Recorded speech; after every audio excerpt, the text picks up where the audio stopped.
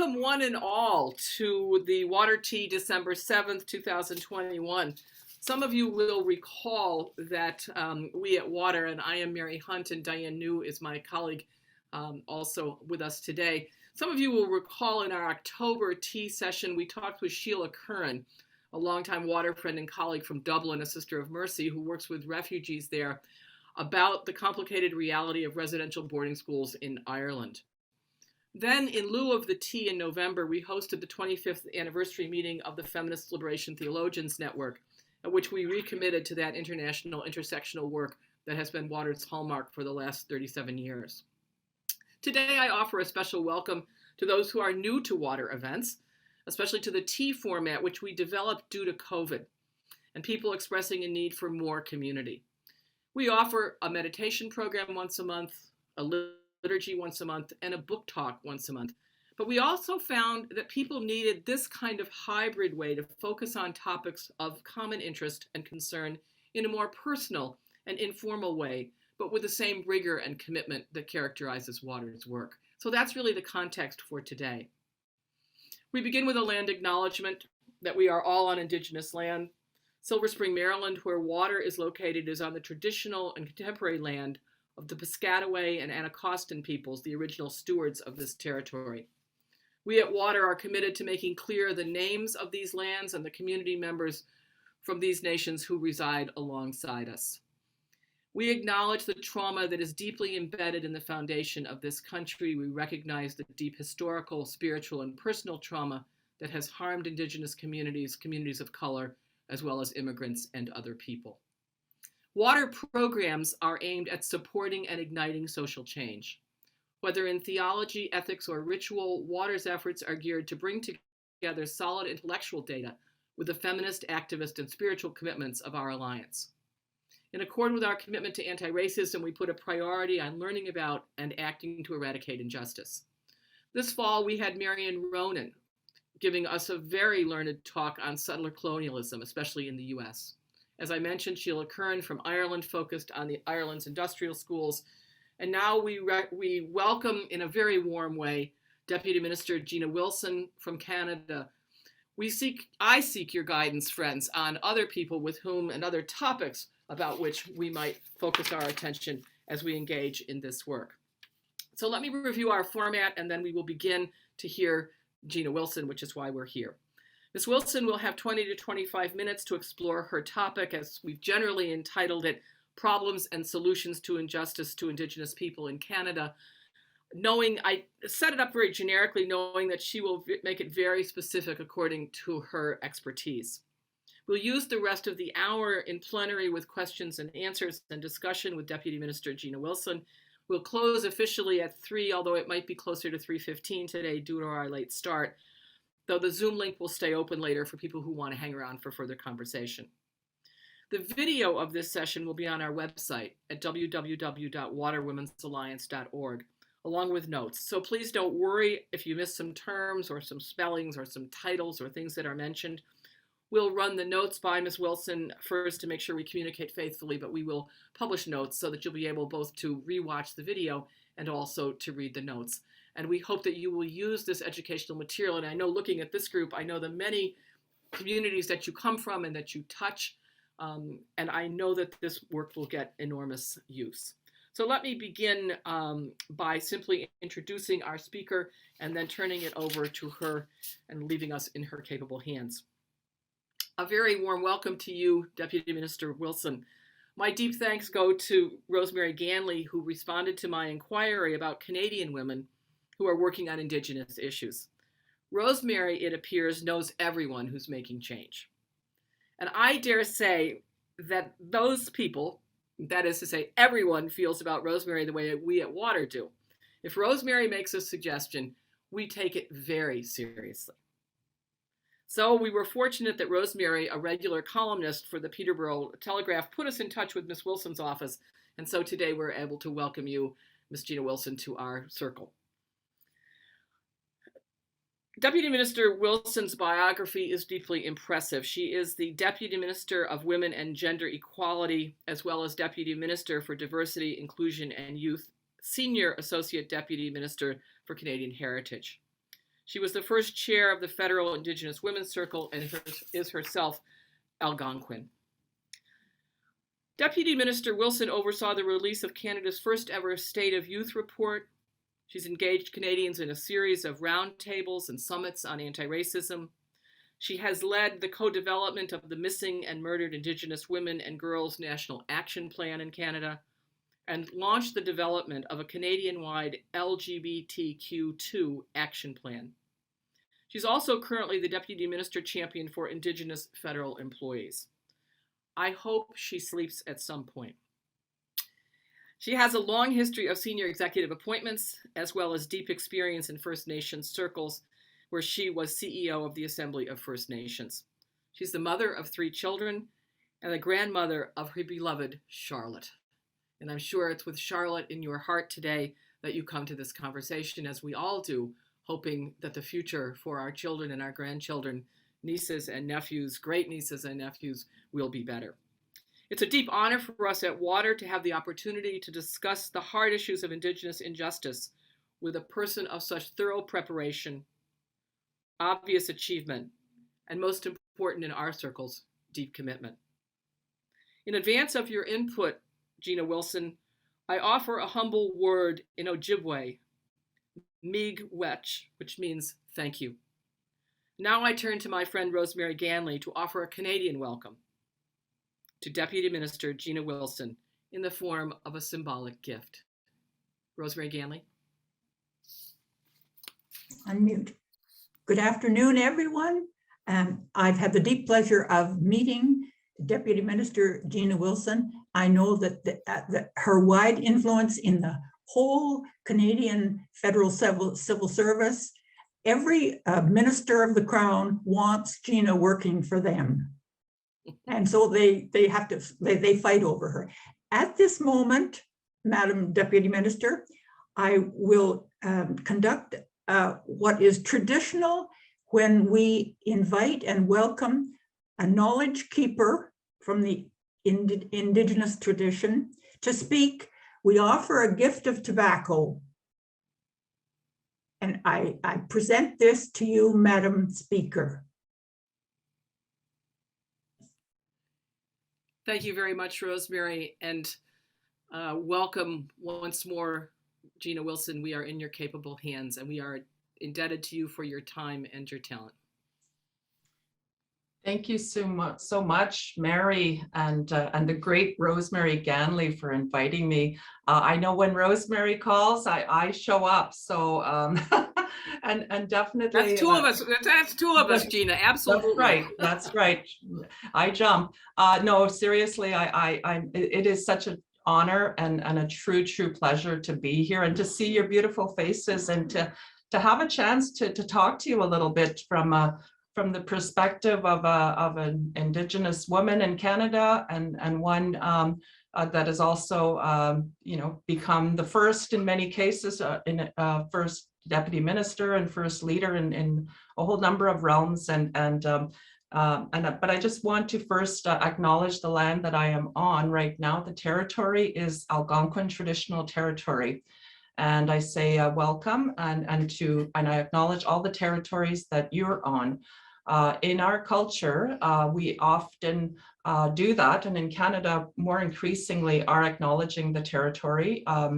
And definitely the area around Ottawa here in Aylmer, where I live, is recognized as unceded, which means unsettled territory where we don't have treaty or we don't have some type of agreement yet with the Crown, with the government. So Algonquin, I'll just say for a moment, we have a fascinating history. We have an incredible story of our alliances and our treaties and our wars, our culture, and our current day situation and our current day relatives who continue to reside in this territory. One particular thing I want to also acknowledge is your title, your group here, WATER, and that is very, very particular to Indigenous women, probably in the United States, but certainly here in Canada. women as the life givers, have a great responsibility, and Indigenous women take the responsibility very, very seriously when it comes to protecting the water. So you will often see it's women, Indigenous women, who are out watching over the waters. You'll often see them on the picket lines when it comes to environmental issues, when it comes to water as well, because we were given that responsibility from the Creator. And so we take it, like I said, very seriously. So I really am intrigued by your water story, and I will learn more.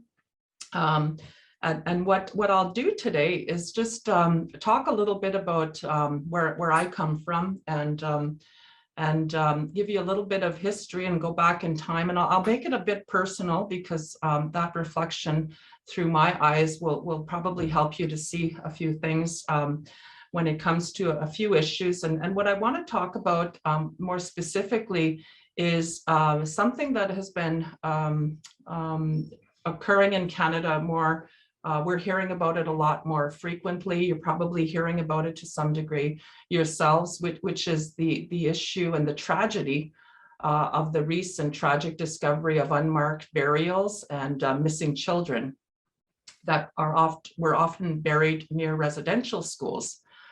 So residential schools, many of you may also know, were institutions that existed across Canada in the hundreds. So there's 150 residential schools, for instance, recognized residential schools that existed for almost 200 years across Canada. And those schools were there to where young Indigenous children were removed from their communities and held in these schools, probably from the time that they started grade 1, often until they graduated from high school.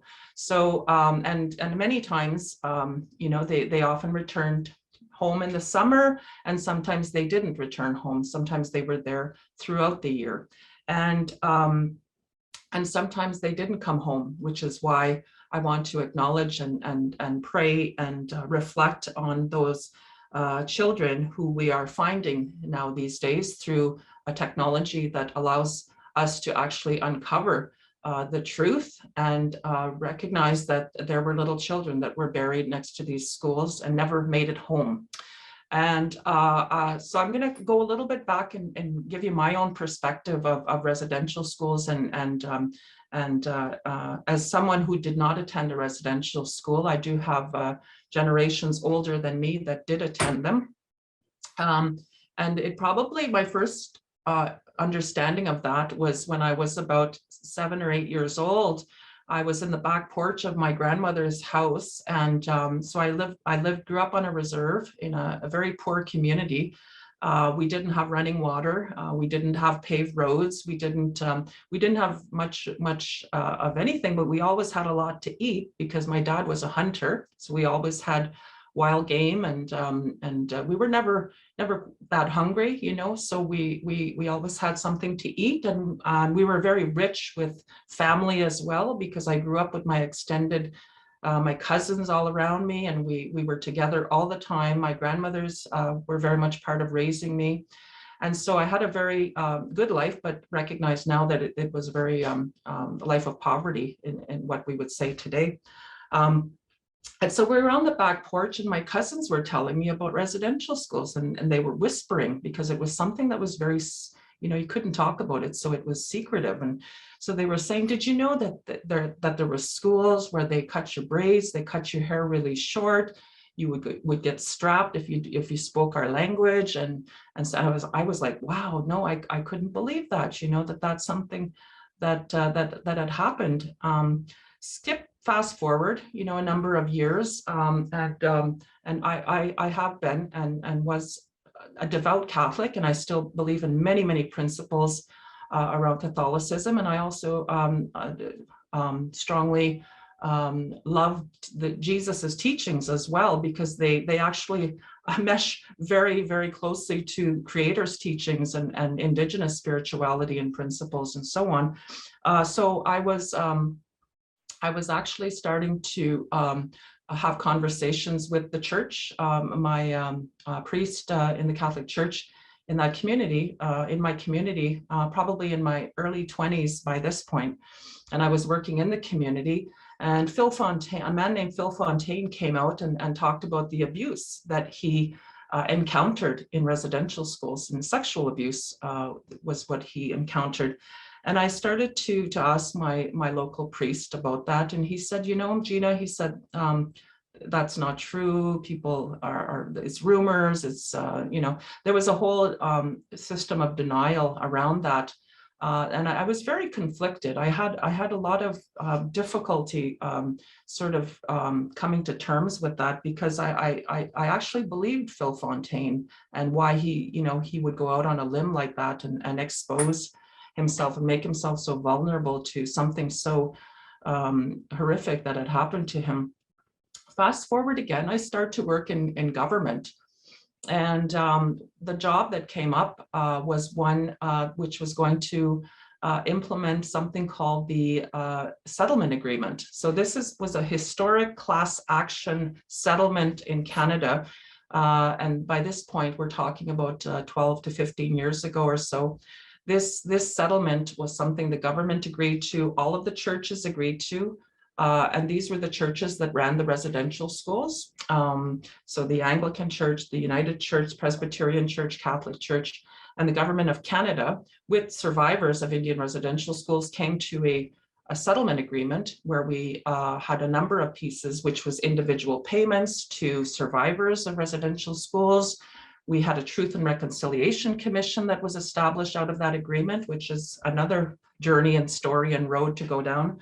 And then we had also commemoration programming, and it was a truly historic agreement. So I had the opportunity and really wanted to work on that agreement and make things whole again for survivors of Indian residential schools after hearing about them for you know, for a lot of my life.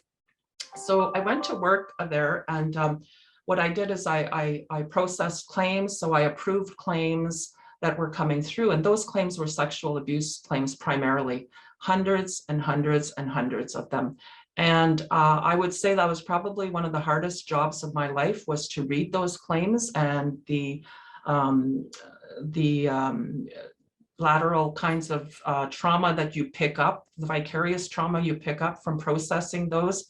So I would often have to be, I'd have to go in my office after sort of signing off on a whole number of them, just to sort of cry and breathe and curse and just process the horrific nature of what was in those claims. And I mean, I won't even begin to describe them, just consider them that they were horrific. And these were little kids, right? Tiny little kids. And so from there, you know, we had an apology, which the Prime Minister of Canada offered in the House of Commons. And I was very proud to see Phil Fontaine, the person who'd first come out, actually stand up in the House of Commons and accept that apology. He was, and amongst with a number of other leaders. So that was very healing. It was very restorative. It was very emotional, but something that survivors needed. Many of them took that apology and processed it, and actually were able to move on in their lives, because so many of our people and Indigenous people in Canada have been traumatized by the schools and the intergenerational trauma that gets passed down to their children and so on.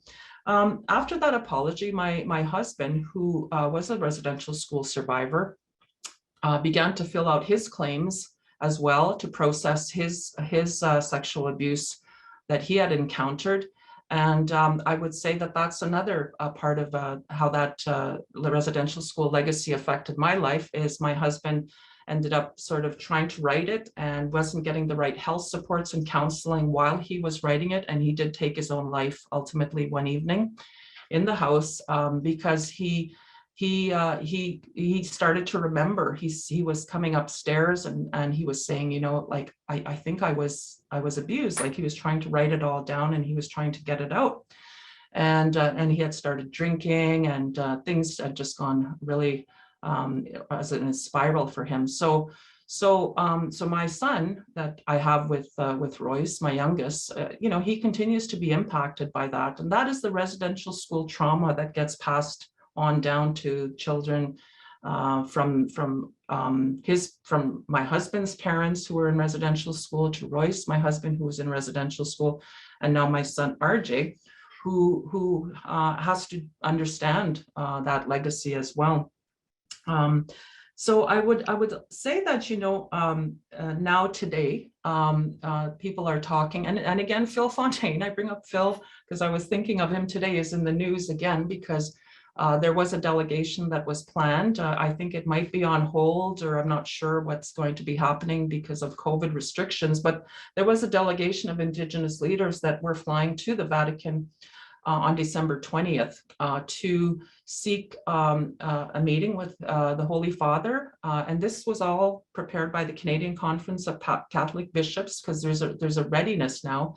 They were going to talk to the Holy Father about coming to Canada next year and to offer some form of an apology on behalf of the Catholic Church, because the Catholic Church is the only church that hasn't actually offered that apology. Other churches have stepped forward and have done that. The United Church has been wonderful to work with, I have to say. The Anglican as well, you know, I mean, they've come forward, with money, with offerings of solace and so on. So, you know, when I was in those negotiations often with the churches, because of my own conflict, I dealt with a lot of the church leaders, and I dealt with the representative of the Catholic Church, the legal representative, and found it a little more difficult and challenging. And I actually found my voice shaking sometimes when I would speak to him, because again, you know, I'd feel that trauma and that effect, and trying to sort of get something from the Catholic Church. They did agree to $25 million as part of the fund, but they haven't paid it yet. This was 12 years ago, and they've paid $2 million so far. And this is just local, tiny little local chapters that have pulled that money together. So they're still short 23 million. And so, you know, and I don't blame the small little chapters, quite frankly, that, you know, those little chapters are struggling, and they're all, of course, incorporated directly. So I would say, you know, that I don't want to provoke anything. I'm telling you straight from my heart. This is my story when it comes to residential schools. I'm still working on sort of my family, and working with my family to deal with that legacy, because not only was my youngest son affected, my older kids who loved Royce were also affected. It was their stepfather. And I think, you know, someday we will get full restoration. And I pray for our young people too, who have to carry on that legacy and have to carry that burden. The burden was hugely, hugely great for those survivors of Indian residential school, and those survivors that witnessed the burying of their cousins sometimes in those schools. So because there were many stories, and I read some of those stories when I worked there, was they would actually ask the older children to dig the graves for the younger children who had died, either in some way, shape, or form. So that's another trauma that they carry. So their burden is really huge. I think we're up to about almost 8,000 children being found so far, and that's in a short amount of time with the technology. The numbers are probably more, estimates are that there's about 22,000 children. Now that's, you know, just a guesstimate, right? And the calls today is that someone will have to account for that, particularly if children were murdered.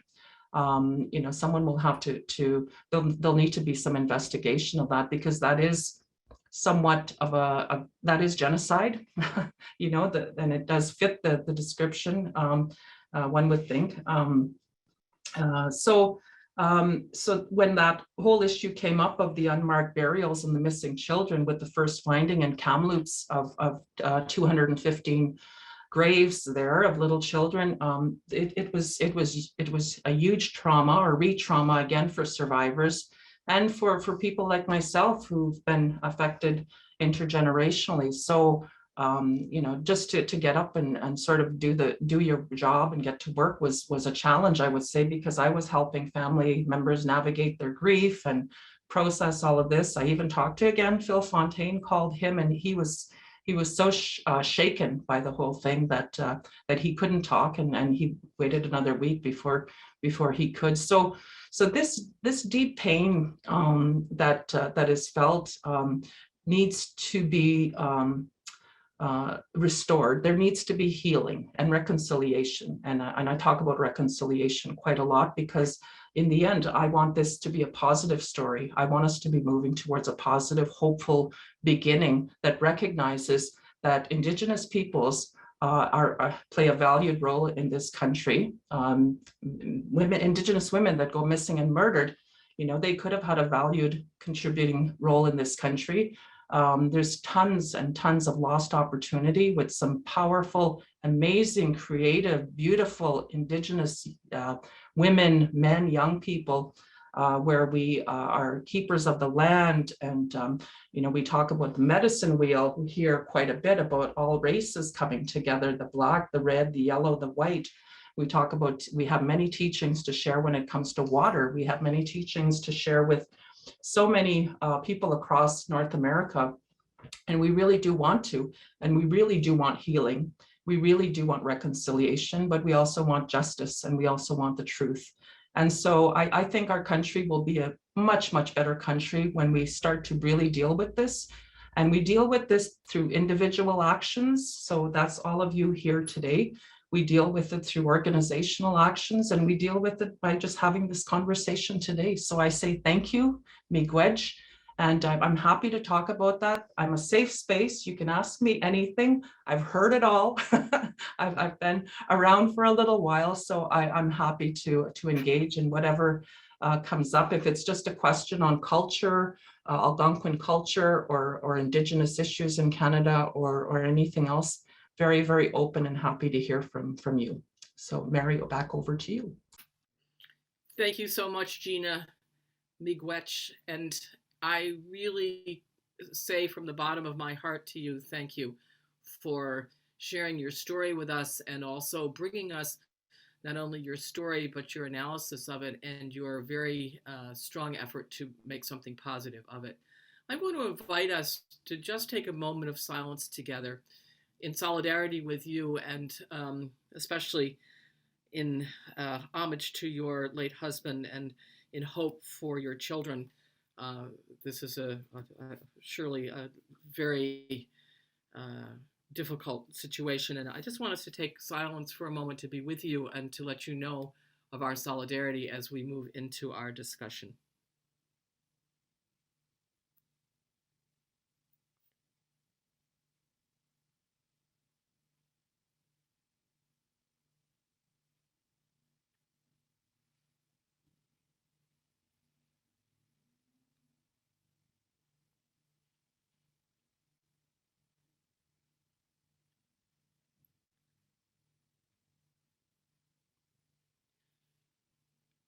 Thank you. Again, I say miigwech. We open the floor now for conversation with Gina Wilson, who feels like a new part of the water circle. You know, you feel like such a real part of us, Gina, and I'm delighted with that, and I hope that you feel our welcome. The floor is open. People may offer comments or questions. Use the reaction button at the bottom right hand, which will raise just the raise hand function if you'd like to make a comment. And when you're finished, of course, just lower your hand, or if you're not able to find that on your machine, it's under reactions on the bottom right hand side of your screen, where it says reactions, and then raise hand, and then lower hand. And if not, you can just wave your hand. We'll keep an eye out. I would like to invite our Canadian participants to speak first if they have comments or questions, because this comes from your community. We are indebted to you, especially those of us who live in the US are indebted to you as our neighbors for showing us how this work needs to be done and its importance. And we defer to you first if you have any comments you'd like to make to your own deputy minister. And again, delighted to have you with us. So please go ahead if anybody from Canada wishes to. If you don't, obviously don't, but I just wanted to give you that opportunity first. Rita and Mary Cote wanted to speak. Yes, please go ahead. Well, Maybe Gina, tell your name and, excuse me, Rita, could you just say your name and where you're from? So we Rita all know. Mary Cote from Font Hill, Ontario, which is in the Niagara Peninsula. And I Welcome. just want to say, Gina, how grateful I am as a Canadian that you are where you are. I know you've been a leader for 30 years in trying to bring equality and bring attention to Indigenous issues. My question for you is, how are things for you in Parliament in your role as, well, I don't know how you do all those roles, that's another question, but how are you received? Do people run when they see you coming? Are they embracing you? Are you feeling that your value there is appreciated? Thank you. That's a good question. You know what? I think throughout my career, I've had sort of my challenges, I would say, sort of dealing with inappropriate comments or, policy that I didn't like from my perspective, things, ministers or what have you. For sure, there's been that. But I would say that just finding ways to make sure that you keep your teachings from your elders, which is always trying to be patient with people, but push at the same time, right? That has been valuable to government, being able to explain things to Indigenous people, all the mysteries of government. So work with communities to help them understand government, but also help government to understand Indigenous peoples from the inside has been the way I've worked. And that has actually been valued by many leaders. And I would say that I've been able to influence a lot of policies and programs and operations within the federal government for the last 24 years. And I take a great amount of pride in that, even if it's changing a briefing note or advising a deputy minister or a minister. Influence is what I've been trying to do over the last 24 years within the federal government. And I would say that I am received very well. Increasingly, certainly as you move up the ranks, you get recognized as having more authority and more influence. And so I am at the highest ranks of government. And I have a lot of influence, not only with members of parliament or senators, or the Prime Minister, I would say as well, is someone who listens to my advice as well and takes my advice very seriously. So I feel very valued. I feel very heard. And I'll tell you, if I don't feel heard, I'll make myself heard. So and that works too. So no, I am happy to be where I am too. Because I'm at that age where I can reflect back and see what I've done to some degree, and I'm very, very proud of it. And I would say that it's not only making good policy and making good things happen, it's stopping stupid things from happening. You don't get no kudos for that, but you actually stop a lot of dumb policy and a lot of people who want to do dumb things, right? So that's a big part of my job too. But I keep that, I don't blast that out. Then I just help teach people, and I try to help people move forward. I try to help all my colleagues, because all of the work that my colleagues do on Indigenous policy program and operations affects my granddaughter Charlotte. It's going to affect her, so I have to help them. I don't feel like I cannot help them. I need them to do good for her. So, but I feel very good about what I'm doing, and I feel very heard. So I hope that helps. Thank you. Thank you, Mary, and thank you, Gina. Jane, I think you've got your hand up. Oh, wait a minute. Yeah, Jane and then Rosemary. I see both of yours. Okay, thank you very much. And yes, Ms. Wilson, thanks so much for your sharing. I'm from Treaty 4 territory in Saskatchewan. The homeland of the Nehiyawak, the Nicoway, the Nakota homeland for the Lakota, Dakota, and the Métis. I have I lead a small faith community. I'm a Roman Catholic woman priest, and we have a community here that it takes this truth and reconciliation very seriously. And one of our teams is Indigenous relations and building Indigenous relations. And we're trying to do different things to raise our own awareness and consciousness and realize that the intergenerational trauma not only has been experienced greatly by the Indigenous people, but that some of our reaction to Indigenous people is from our own intergenerational trauma.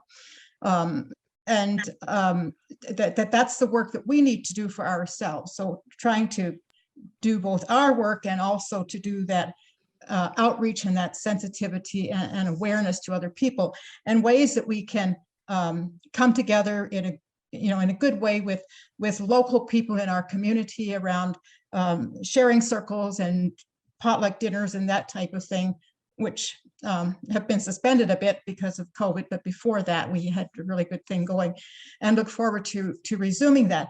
But one of the other things that I know that advocacy is a big thing that can be done, and you're being in the federal government, like where do we push the buttons federally for local little people in our communities to make a difference? Who do we write to? What are the letters we need to say, the phone calls we need to make from your perspective? I love that. And there's nothing like grassroots efforts to actually make change, right? And that's what I'm talking about when it comes to reconciliation, is every little person has some ability to influence. So, local members of parliament influencing, inviting them to gathering, helping them to learn some of these teachings, but also I would say typically you have the departments of Indigenous Services and Cernac, so Minister Miller, Minister Haidu, but I would say that they're you're talking to the converted with those ministers. They're very much aware of the issues. I would think it would be more educating those that may not know so much. Is probably where to go, and the more across Canada and the United States we learn about Indigenous awareness, that little ripple effect, if it's a kitchen conversation that leads to something else, those ripple effects will make the change that we need throughout Turtle Island. Thank you. Thank you. Thank you, Jane. Go ahead, and Rosemary Jean. Ganley. Rosemary, go ahead. Yes. Minister Gina, I think you have brought this water sisterhood to a new level, to an enriched level, because of your comfort with emotional sharing. And I know many members of your staffs say that you work on in a holistic way, to develop them as whole persons. That's maybe a gift from Indigenous spirituality. We're all spiritual seekers, and I think a lot of us, certainly myself, would like to proceed in integrating more Indigenous wisdom into my kind of conventional Western Christian outlook. Is there any source you could send me to? Most certainly. So there's a lot of interconnections between Indigenous spirituality and I said Christianity before. Many of the principles of love and teachings, the crosswalks are right across the board. So we do have Indigenous peoples as part of many of the churches as well that create those linkages. So I can get back to you, Rosemary, because definitely there's some really some people that I'm thinking of that I can talk to that can you can have that conversation with. I would say that I think it's awesome when that sense of spirituality is something that you can talk about as well. I talk about it in the government in bureaucracy, and I think I'm the only deputy minister that says we are all spiritual beings. Why aren't we talking about that? We have to be all professional and respectful and just talk about intellectual things. We bring our whole selves to work. We don't bring half of ourselves.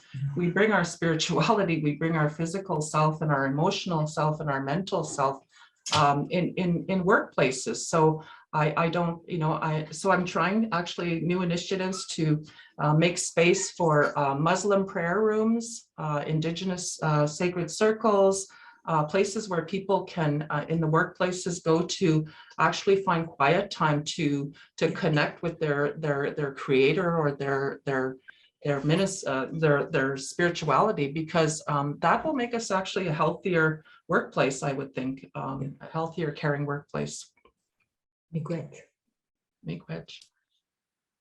Could I just interject and say, Rosemary, there are two sisters that I know you're familiar with, Sister Priscilla and Sister Eva Solomon, who are in your area. And we heard them 30 years ago through their father, Art Solomon, who did so much work. Yes, Art Solomon taught me in my first class at Ottawa U. He was brought in, and I couldn't believe that there was an elder in class. So he was a great man. Yeah, so they're accessible, and I'd say tap into them, because they've done a beautiful job of integrating the native with the Christian. Thank you so much. And so we need to talk a little bit here too about the leadership of women in Indigenous communities, which I think is of great interest to our group. But let me go to, I think, Veronica Dunne, did I see your hand? Please go ahead. Yes, you did. I just want to say it's a joy and a privilege to meet you, Minister. I live in Treaty 1 territory in Winnipeg, and I know Phil Fontaine not well, but I have made his acquaintance and really value, I mean, it was his courage that really started off the whole thing with understanding more the suffering of students in residential school. And I think since then, I have learned about it even more. Like, I mean, just the trauma of pulling children away from their families. And while many of them did well in the schools, they also, while they were at school, weren't learning from their families. So, I mean, it just see level on level of that. In any case, in my sphere, I'm a sister of Our Lady of the Missions. And so we, about 7 years ago, saw that it was important to address the calls to action of the Truth and Reconciliation Commission and to help create a new relationship with Indigenous people. And so we proposed to our congregation that we do this, but we didn't have the personnel in Canada to do it. So we asked for help from our international community. And there are 4 sisters who have come. And one of them, Jacinta Dakar, is here on this phone call. Jacinta is from India Northeast and is a Kazi person herself. So she's here working with us to try to create that new relationship. So I want to thank you for what you said and for your approach. You know, knowing that you're working in government, we're working here in Treaty 1 and all working towards trying to create a new relationship where everyone will thrive. We can do it. We can do it.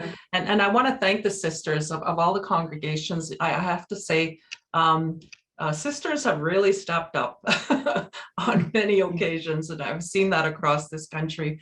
And it has been wonderful to see, and the relationships have been great. And just like in the communities, it's often the women that are stepping up. Indigenous women are the ones that are stepping up, creating their race of entrepreneurialism is way outdoing anyone. Like I'm so proud of our Indigenous women because they are the leaders, and so we have much in common indeed. Thank you. Jacinta, would you like to make a comment? We're welcoming you in a special way. I think I think you've been with us before, actually. Hmm. We're glad to have you back. Would you like to make any comment, Jacinta? Yeah, thank you so much, Gina, for your input. It was enrichment. And as for me, came from outsider, it is a learning for me to be part of this learning session. And also I work with the in the parish, then mostly with the indigenous people. And I too personally, I am indigenous person. I belong to one tribes in the northeast of India. I belong to the Khasi tribe. So it is the indigenous people of that land. And when I came here to work together with the sisters in this province, so I am a privilege that learning the spirituality of the indigenous people here in Canada, and also learning the spirituality of religious life with the sisters in the congregation that I am. So it is a learning part for me from both sides, with the indigenous people and with the sisters in the congregation that I am. And I'm privileged that to be part of this session, to listen to your talk. So thank you so much, Gina. Thank you, Jacinta, and always welcome at Water. Please come back. And you come from a great Thank you. community, I know, with Veronica Dunne and others. It's a great crowd. I want to just do a quick time check. It's almost 3 o'clock. Gina, I'm good for another 5 minutes or 10 minutes. Great. Like I'm late. I owe you. No, that's all right. You know what I did, Gina? At the beginning, I gave the announcements for the end, so we're all in good time. We just like to honor people's schedules and commitments across the board. We have all the Canadians who've spoken, or are there? Donna, you'd like to go ahead? Please go ahead, Donna, and then we'll open it up. Thank you. I'm Donna Schroeter, and I'm part of the Micmac, Maliseet, and Passamaquoddy peoples in St. John, New Brunswick. So I'm on the East Coast. And I just want to make a comment to the minister and thank her for her presence and her input today. I felt it was extremely rich. I'm also an associate of the Sisters of Charity of the Immaculate Conception. And they have certainly been a presence in the community and have enlightened us. And I guess the message has always been, how can we enlighten others? And certainly I feel that a seed is planted, and then it's up to us to continue to water it and spread the news and the awareness to others. I feel that we were so uninformed of what was happening, and I think through prayer and through sharing, the Indigenous spirituality has so much to offer us. And when you said you were a devout Catholic, yes, I was too. And, I questioned my guess the way we were taught.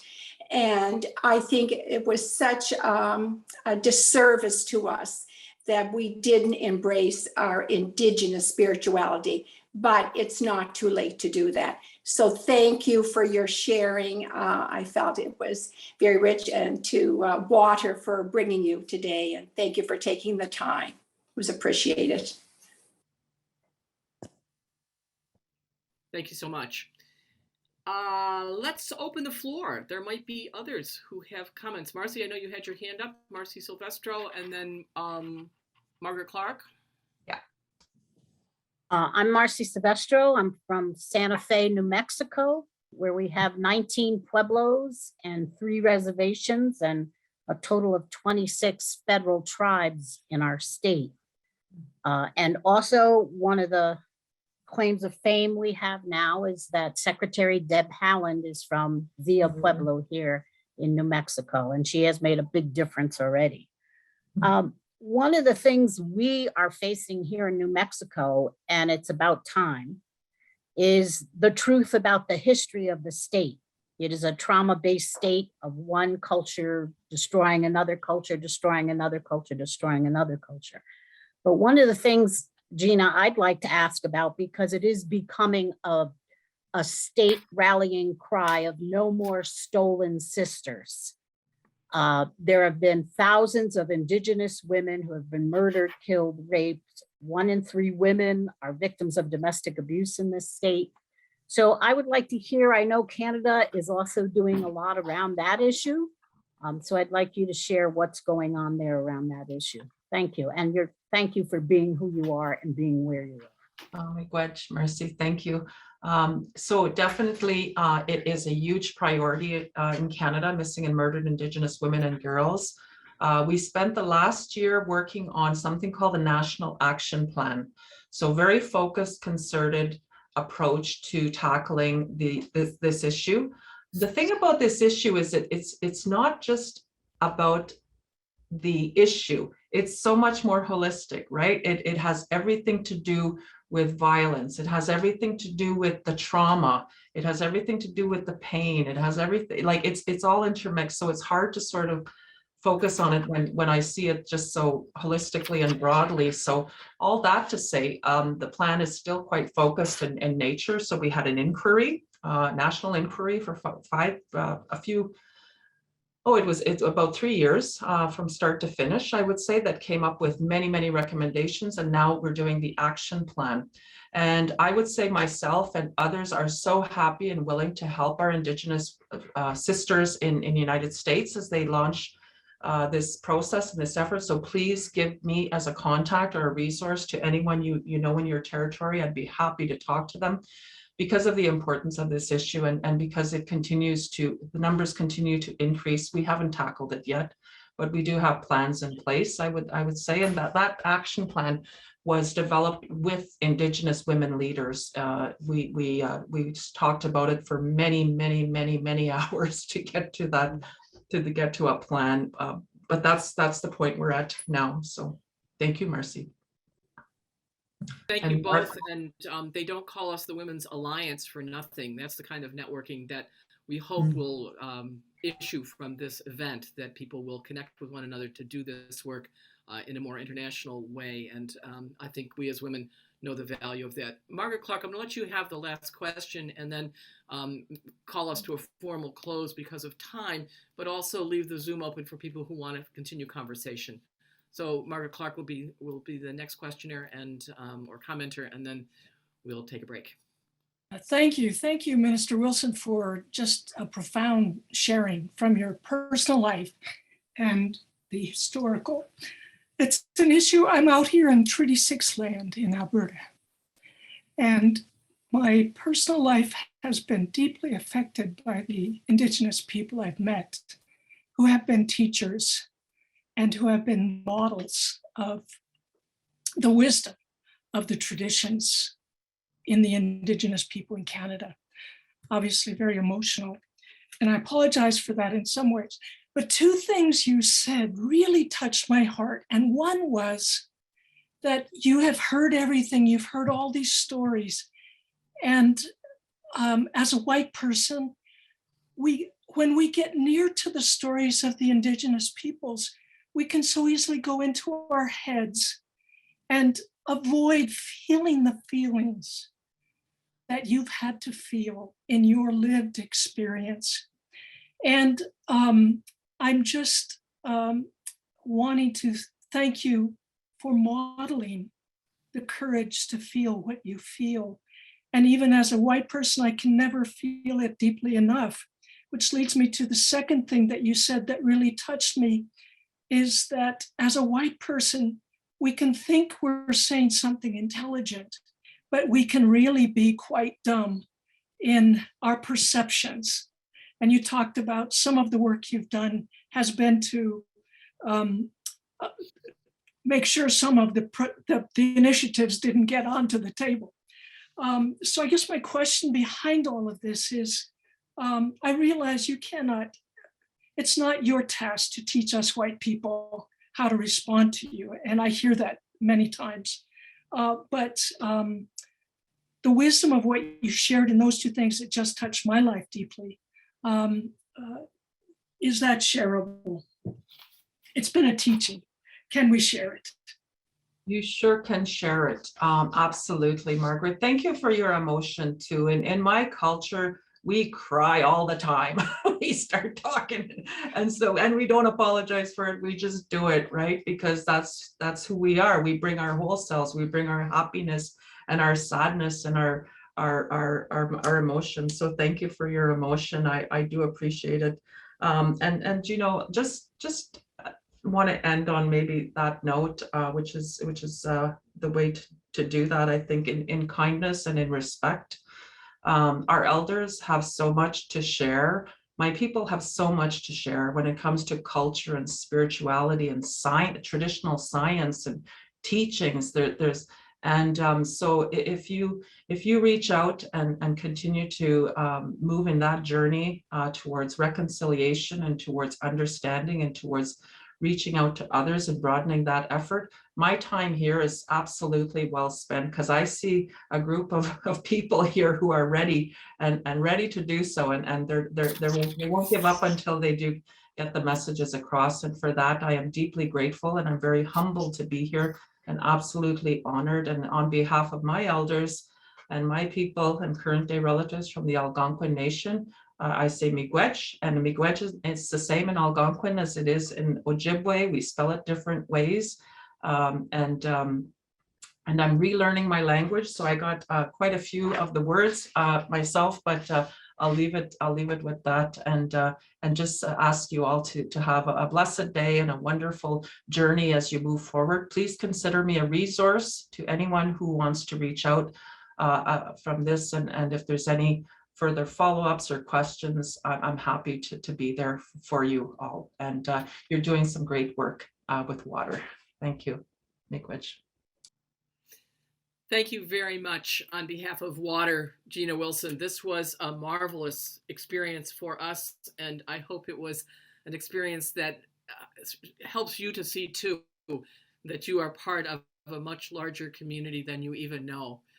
I would just say, by way of aside, that there was on Friday last week a march in front of the White House led by Catholic Women Religious, 80 plus of them from many states around this country, dealing with the unjust policies toward immigrants. And many of others of us who are not in religious communities, of course, were there as part of that witness. And so we see here the same kind of leadership coming from spiritual women in the political arena, and it was sponsored by Network, which is a Catholic social justice lobby. Our audience at Water is much broader than that, but I bring up that example to say that the kind of work that we do here at Water and that you and others are doing is precisely to bring together the spiritual, moral values with the deep political, social change that needs to take place. And so I hope that's why you felt, and we felt, so at home with you today, because we're all about that. You have instructed us, and we are very grateful. Count on our support as an extended Water community. What we say to people who come here is, once you get into the water, it's very hard to get out.